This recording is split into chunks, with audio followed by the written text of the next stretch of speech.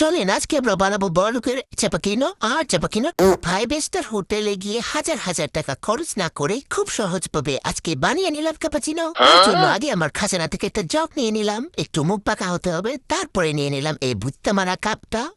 অবশ্যই ভুত্তা মারা কাপ নিবেন। এইবার নিয়ে নিলাম কফি ভাইকে, যেটা ছাড়া ক্যাপাচিনো ক্যাপাচিনো চাপাকিনো কি জানি কয়, জানি না, ভুলে গেছি। এবার আমি 2 চামচ কফি নিয়ে নিব, একদম কিপটামি করা যাবে না।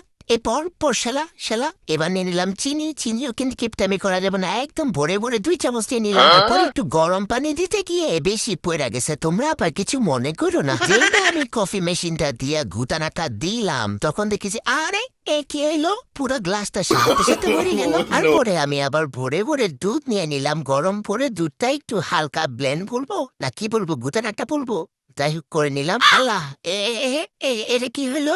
আমার ফেনা কই? আরে ফেনা তো সব বেজে আছে। দূর শালা কি করলাম আমি এটা?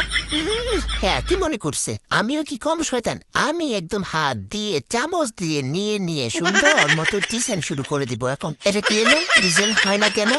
ওরা যে কত সুন্দর ডিজাইন করে, চাপাকিনো ক্যাপাচিনো চাপাকা চিপাচিকোনো, যেমনই হবে হোক, বড় লোকের চাপাকিনো ক্যাপাচিনো খেতে কিন্তু দারুণ হয়েছে।